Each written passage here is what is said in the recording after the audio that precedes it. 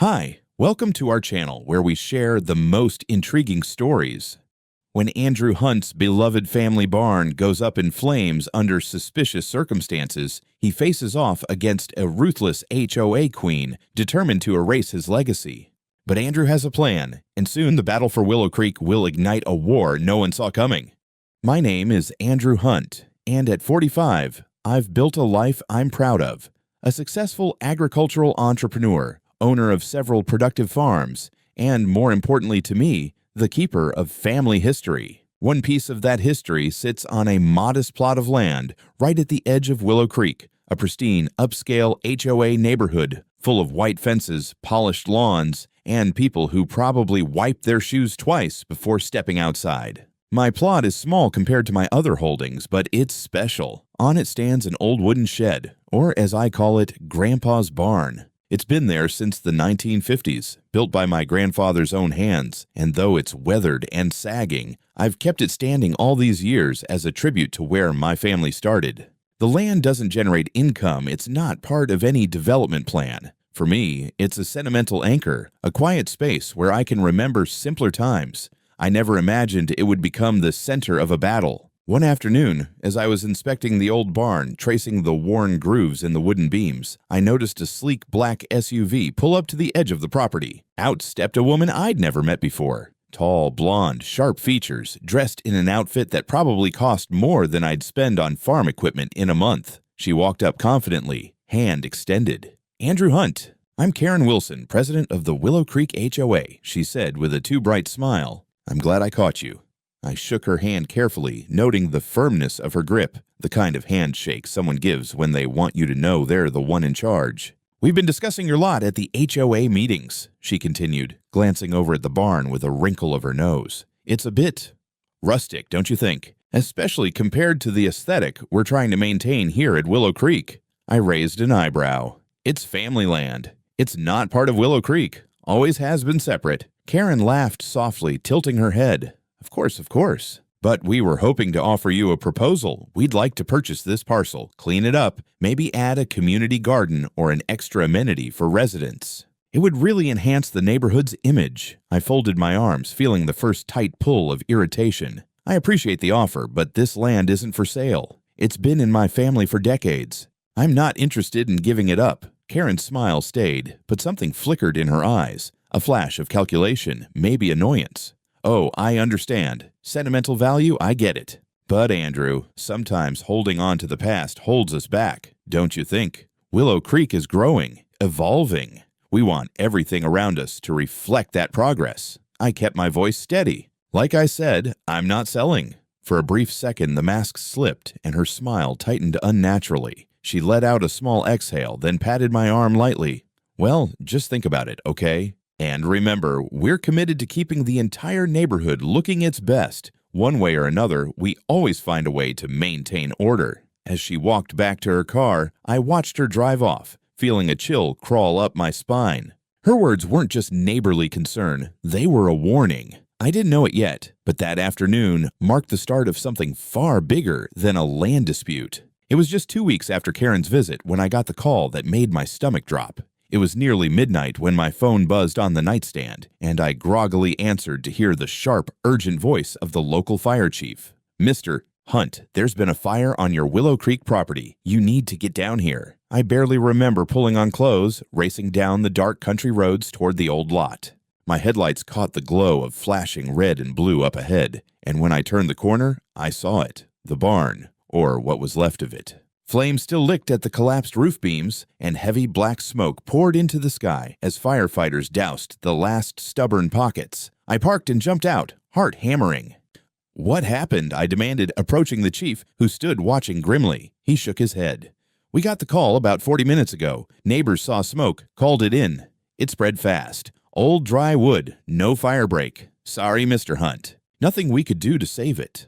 I felt a hollow ache in my chest, staring at the charred wreckage. My grandfather's barn.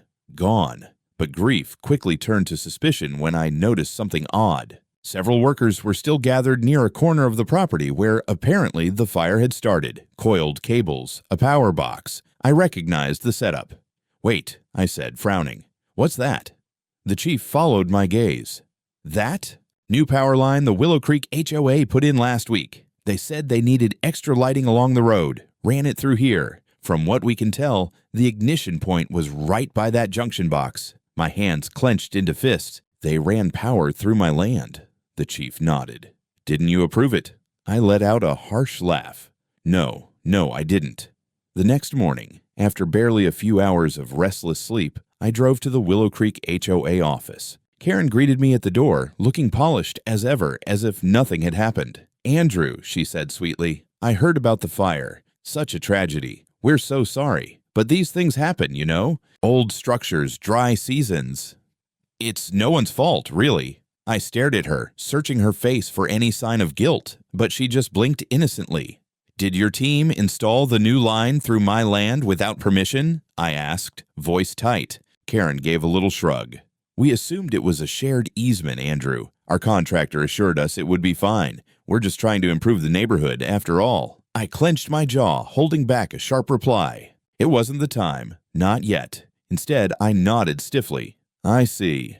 That evening, I met with my lawyer and hired a private investigator. I wanted every permit checked, every contract examined, every worker interviewed. This wasn't going to be swept under the rug as a harmless accident. Deep down, I knew this wasn't random, and it sure as hell wasn't innocent. The barn was gone, but the fight was only beginning.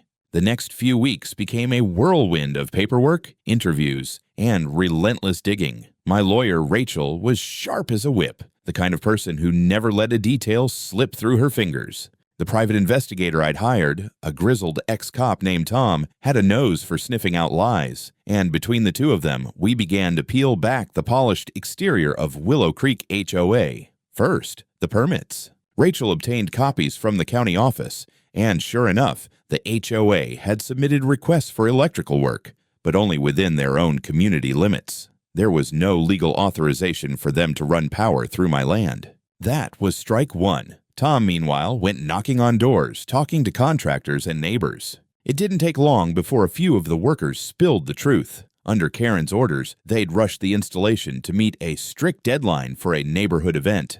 One guy even admitted they'd bypassed some formal approvals to save time. When Tom asked if they'd inspected the old wiring near my barn, the worker shook his head. We just hooked into the main line and ran it through. We didn't think it'd be a problem. No one thought it'd be a problem until the old fragile electrical system sparked and decades-old dry wood lit up like kindling. But it got worse. One evening, Tom called me with a tone in his voice that instantly told me he'd hit something big. Andrew, you're going to want to sit down, he said. He explained that one of the junior HOA board members, someone named Lisa, had agreed to talk, quietly, off the record. She told Tom that Karen had been furious after my refusal to sell. Not just annoyed, furious. She'd made comments at meetings about how the barn ruined the neighborhood's image, how she wished someone would just get rid of it, how, if Andrew won't sell, maybe we'll have to help him along. It was all circumstantial, of course. No direct orders, no recorded threats. But the pattern was clear. Karen had been pushing for that land, and then, suddenly, my barn was ash. Rachel carefully began compiling the evidence, the unauthorized work, the negligent wiring, the internal pressure from Karen, the testimonies from contractors. Piece by piece, we were building a case that was bigger than just one fire. Meanwhile, I visited the lot nearly every day, standing among the charred remains, feeling a heavy ache in my chest. It wasn't just a building that was gone. It was the memory of my grandfather, the countless summers I'd spent there as a boy, the quiet corner of the world I thought would always be safe. And all of it, destroyed by the arrogance of someone who thought they could bulldoze the past to make way for their vision of order. One night, as I stood under the stars, watching the wind stir blackened debris across the ground, I made a quiet promise to myself. They wanted to erase my history. I was going to make sure they regretted it. The plan began as a flicker of an idea, something half-formed late one night as I sat with Rachel and Tom at my kitchen table, going over everything we'd gathered. Sure, we had the makings of a lawsuit, but I wanted more than just compensation. I wanted leverage. I wanted to hit Karen and her precious HOA where it hurt, not just in court, but on their own turf. Rachel was the first to raise an eyebrow when I floated the idea. You're saying you want to... What? Buy part of Willow Creek? I leaned forward, fingers steepled. Not just part, enough to have a seat at the table. Tom gave a low whistle. And that's ambitious. Ambitious is how I built my business, I said with a small smile. It turned out that Willow Creek, for all its glossy, perfect appearance, had cracks under the surface. Rachel's research uncovered that several homeowners were under financial strain. A couple had lost jobs during the recent downturn. Others were over-leveraged from second mortgages and home improvement loans.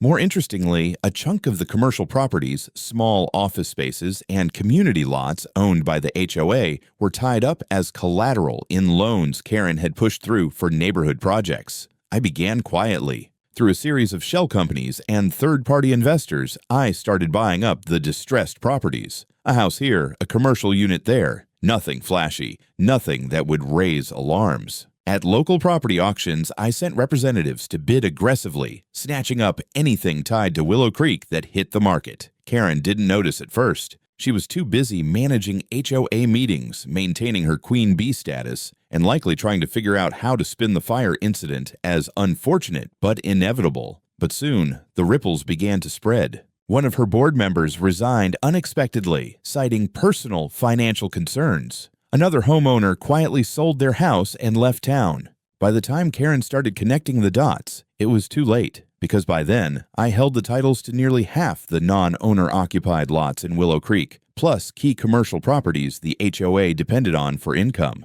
I'll never forget the day she showed up on my farm, storming up the drive in her sleek SUV, dressed to the nines but with fire in her eyes.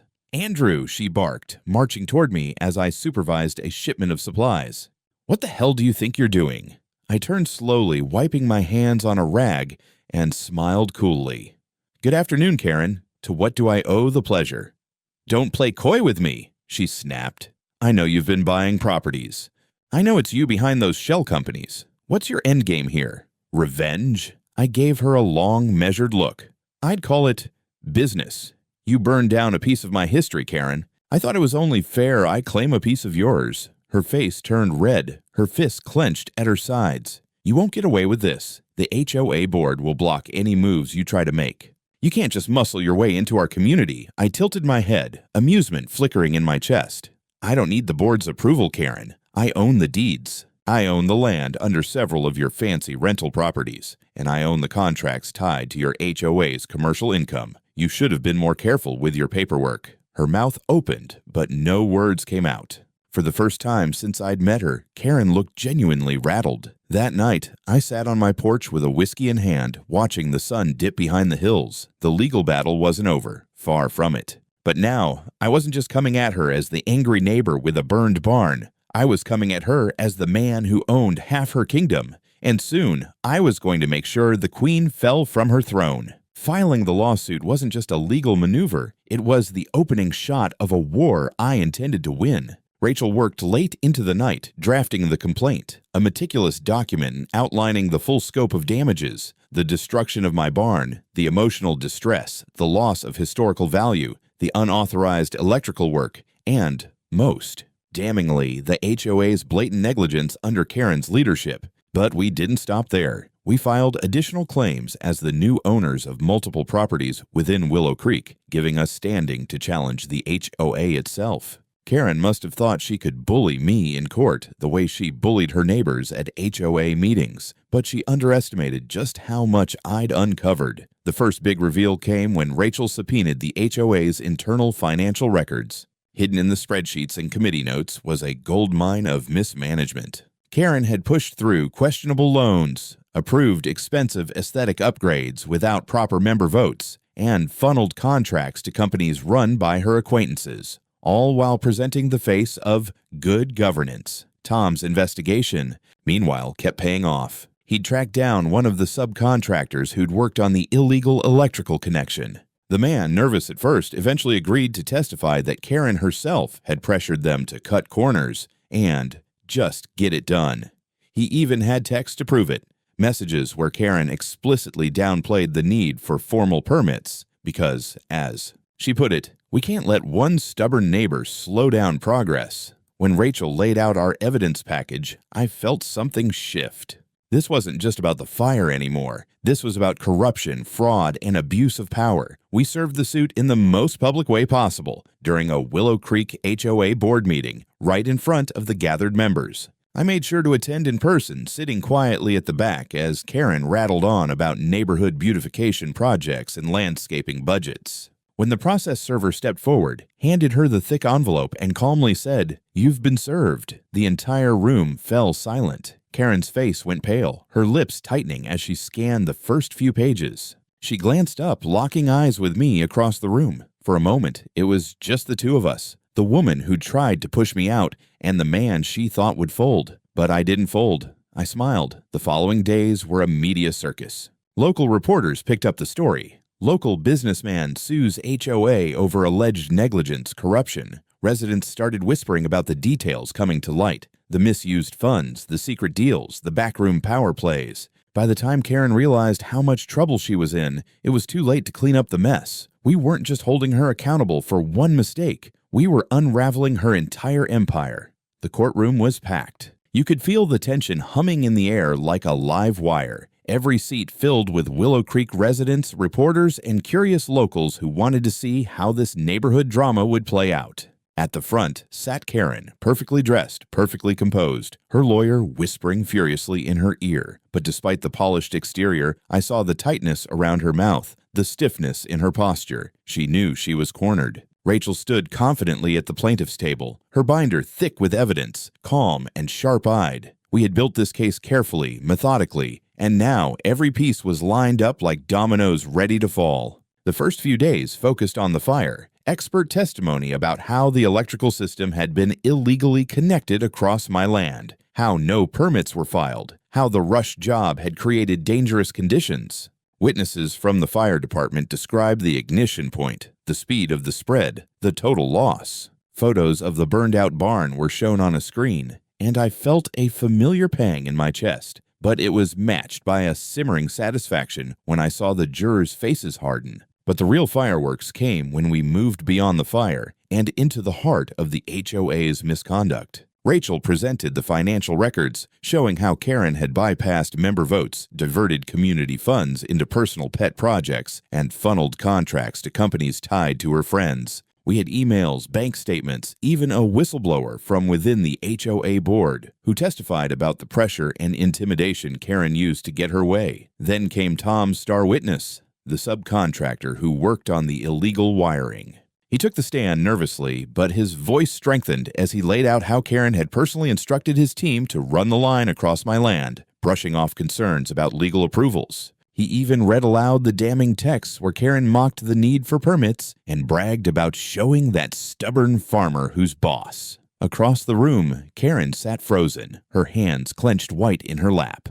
Her lawyer tried to object, tried to downplay, but it was no use. The evidence was overwhelming. When it was Karen's turn to testify, she put on the performance of her life, painting herself as a dedicated community leader, blaming miscommunications and contractor errors, insisting she had no idea about the unauthorized connections or financial irregularities. But under cross-examination, Rachel calmly dismantled her defense piece by piece. She pointed to signed approvals, to Karen's own emails, to budget records with her signature. The final blow came when Rachel asked simply, "Mrs. Wilson, if you claim you weren't aware of these decisions, how do you explain being the sole authorizing officer on every one of these documents?" Karen's face crumbled. For the first time, she had no answer. The verdict came swiftly. The jury found in our favor on all counts: negligence, fraud, malicious property damage. The court awarded me $1.2 million in damages, plus legal fees, and handed down the crushing blow. Karen was removed from her position, banned from holding any future HOA leadership role, and, most satisfying of all, sentenced to prison time for fraud and willful destruction of property. I watched as the bailiff approached her, watched the stunned look on her face as the reality sank in. Karen, who had once strutted across Willow Creek like she owned the place, now sat small and shaking as handcuffs clicked around her wrists. She didn't even look at me as they led her away. The courtroom murmured, a ripple of shock and curiosity, but I stayed quiet, steady, breathing in the moment. It wasn't just a legal win, it was the restoration of balance, of justice. I hadn't just protected my land, I'd exposed the rot under Willow Creek's polished surface. And now, the queen had finally fallen. A few months later, I stood on the same piece of land where my grandfather's barn had once stood, but this time it looked entirely different. Fresh wood beams rose against the sky, shaped into the exact design Grandpa had used when he first built the barn decades ago. I'd hired the best local craftsmen, given them the old sketches and photos, and told them to recreate it perfectly, down to the last detail. It wasn't just about rebuilding a structure, it was about reclaiming something they had tried to erase. The new barn wasn't meant for storage or farming now. I had bigger plans. On one side, I set up a small community office for my agricultural business, a place where locals could come discuss contracts, new farming partnerships, or sustainability projects. On the other side, I created a little museum space dedicated to my family's history, with photos of Grandpa, artifacts from the old days, and a plaque on the wall that read, "Respect the past. Own your future." Every time I stepped inside, I felt a quiet satisfaction settle in my chest. But the real victory came every time I looked across the street into Willow Creek. Half the properties were under my ownership now, leased back to their former residents. The same people who had once looked down on my old barn now sent rent checks to my office. The HOA board, once a symbol of Karen's control, was completely restructured, humbled by scandal and legal defeat. And the cherry on top, every decision they made now required my approval as a major landholder. I never flaunted my new position. That wasn't my style, but word got around and it was clear they understood the message. The man they had tried to push out now controlled the ground they walked on. Sometimes I'd see former board members pass by, avoiding eye contact, their shoulders tense. Occasionally, a neighbor would stop and chat awkwardly, trying to smooth over old tensions. I was polite but firm, making sure they knew the past wasn't something I'd forgotten or forgiven. And Karen? She was gone, her house sold to cover legal fees, her name now whispered with embarrassment around town. I'd heard she was serving her sentence in a minimum security prison, but I didn't spend much time thinking about her anymore. She had burned her own kingdom to the ground. One evening, I sat on the front porch of the rebuilt barn, a glass of bourbon in hand, watching the sun dip low over the hills. I could hear the quiet hum of life in Willow Creek, kids playing, lawnmowers humming, dogs barking faintly. My land, my home, my family's legacy, all still standing, stronger than before. I smiled to myself, taking a slow sip, and let the satisfaction settle deep in my bones. Because in the end, they had learned the hardest lesson of all. When you try to burn down a man's past, you might just light the match that burns your own future to ash.